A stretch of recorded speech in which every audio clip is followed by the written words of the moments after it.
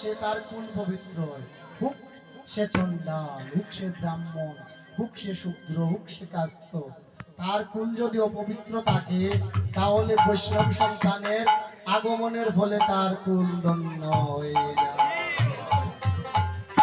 একজন বৈষ্ণব সন্তান যদি মা তার গর্ভে ধারণ করতে পারে, আর কি হয়, জননী কৃতার্থা।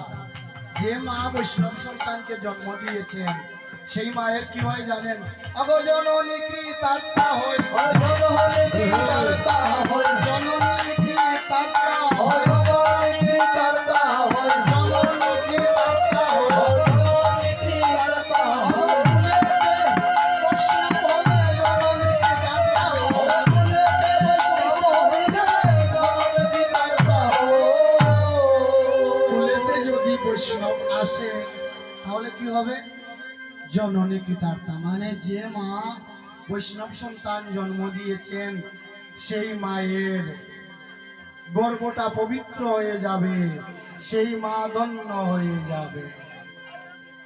তাহলে বৈষ্ণব সন্তান যদি জন্ম দিতে হয় তাহলে কি করতে হবে?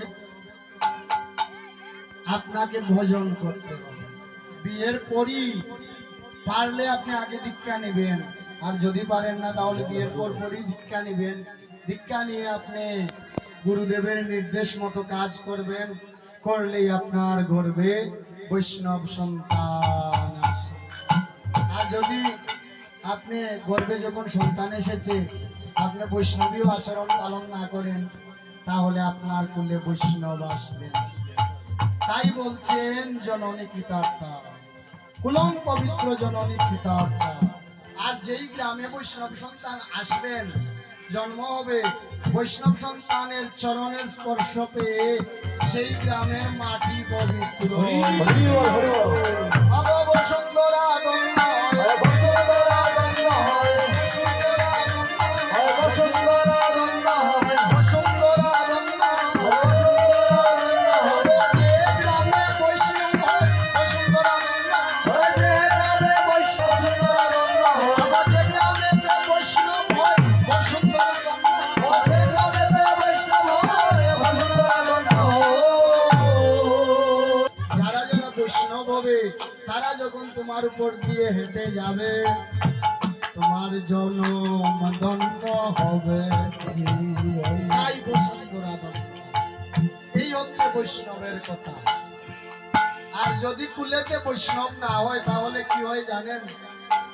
আবার বলছেন তাদের মুক্তি হয়, তাদের মুক্তি হয়, তাদের মুক্তি হয়, তাদের মুক্তি হয়, তাদের মুক্তি হয়, তাদের মুক্তি হয়। কুলেতে বৈষ্ণব না হলে তাদের মুক্তি হয়, কুলেতে বৈষ্ণব না হলে তাদের মুক্তি হয়। তারা আসা যাওয়া করা, আসা যাওয়া করা, তাদের আসা যাওয়া করা, আসা যাওয়া করা, কুলেতে বৈষ্ণব না হলে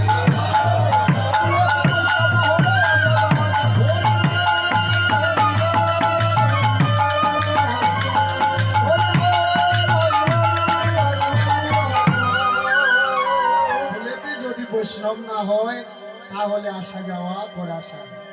তাহলে এখন আমাকে প্রশ্ন করেন, ভাই আপনি বলছেন বৈষ্ণব, সবাই যদি বৈষ্ণব হয়ে যায় তাহলে আমাদের বংশ রক্ষা করবে, প্রজন্মের তো দরকার আছে, ভবিষ্যৎ প্রজন্ম আপনি মারা যাওয়ার পর রেখে যেতে হবে। তাহলে সবাই যদি বৈষ্ণব হই তাহলে আমরা প্রজনন করব কিভাবে, আমাদের সন্তানাদি কিভাবে বৃদ্ধি পাবে? তখন মহাপ্রভু বলছেন চৈতন্য চরিতামৃতে, কি বলছেন? আমি যখন সন্ন্যাস নিয়েছিলাম তখন আমার মন ছন্ন ছিল,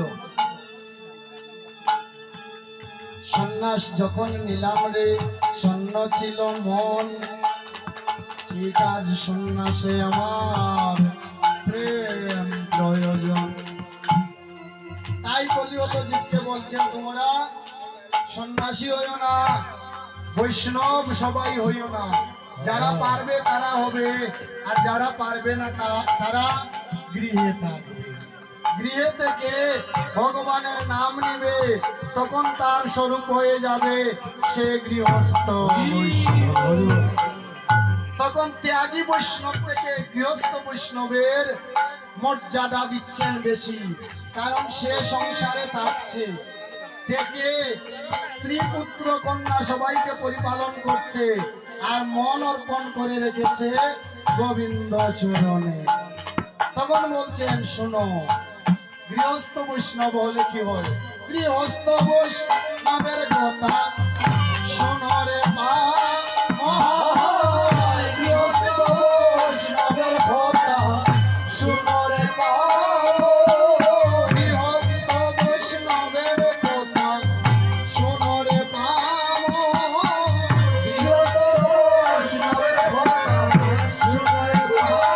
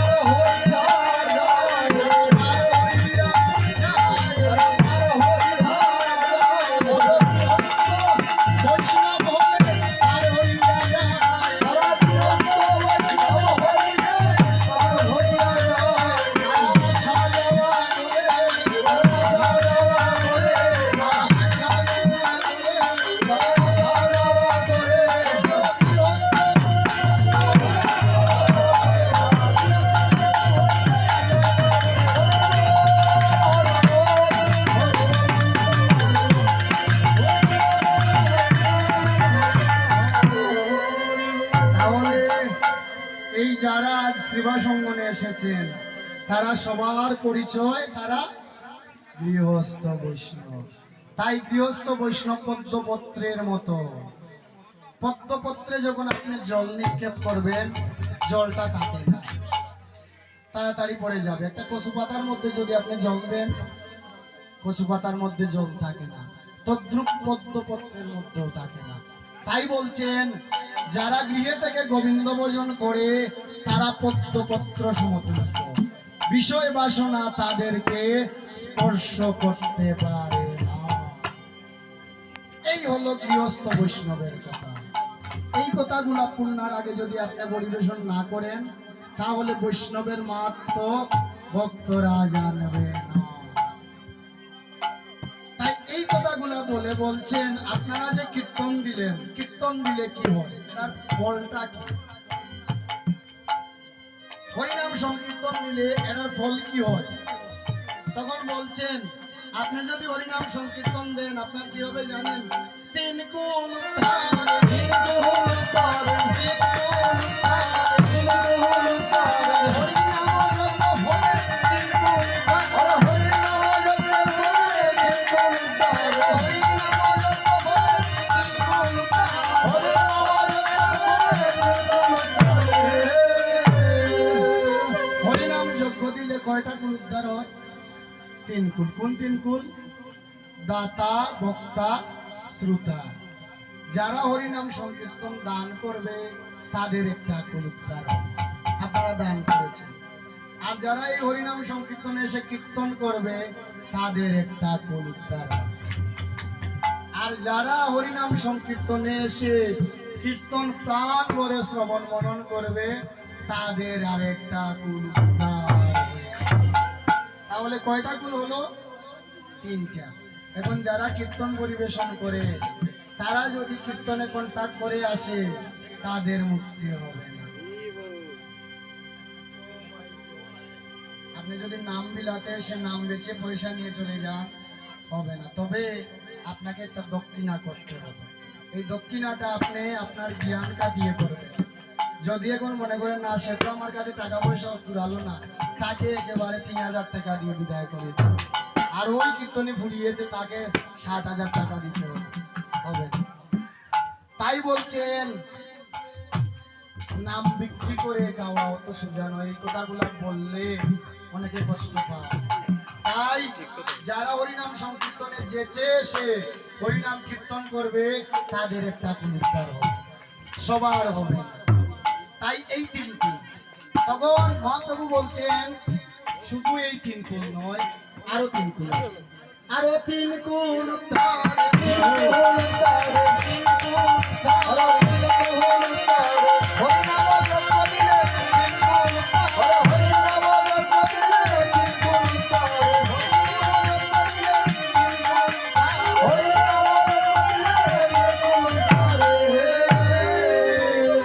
হরিনাম যজ্ঞ দিলে আরো 3টি কুলের মুক্তি হয়। কোন 3 কুল? পিতৃকুল, মাতৃকুল, শ্বশুর। রাধে। কোন 3 কুল? পিতৃকুল, মাতৃকুল, শ্বশুর। যারা কীর্তন দিয়েছেন তাদের পিতৃকুলের 1 কুল উদ্ধার হবে, তাদের মাতৃদেবীর মামার বাড়ির মাতুলালয়ের 1টা কুল, আর তাদের শ্বশুর বাড়ির 1 কুল, 3 কুল উদ্ধার হবে। তখন 3 কুল কি শুধু উদ্ধার হয়? মহাপ্রভু বলছেন না, আরো উদ্ধার হয়। 7 কুল উদ্ধার হয়। 7 কুল উদ্ধার হয়। 7 কুল উদ্ধার হয়। হরিনাম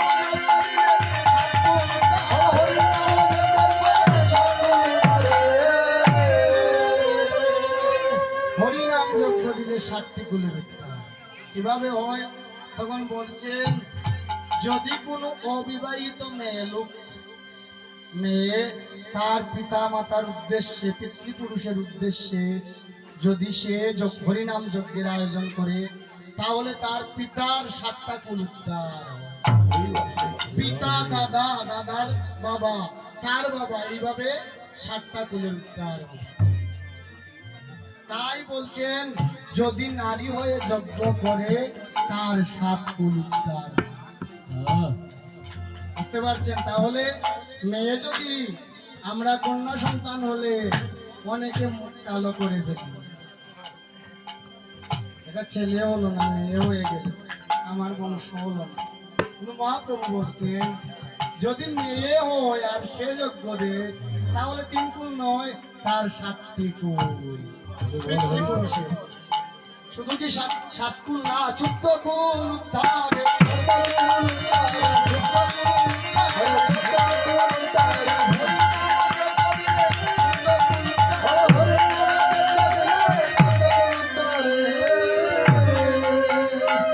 ওই অবিবাহিত মেয়ে যদি যজ্ঞ দেয় তার 14 কুল, পিতার 7 কুল, আর মাতুলালয়ের 7 কুল। কত কুল হলো?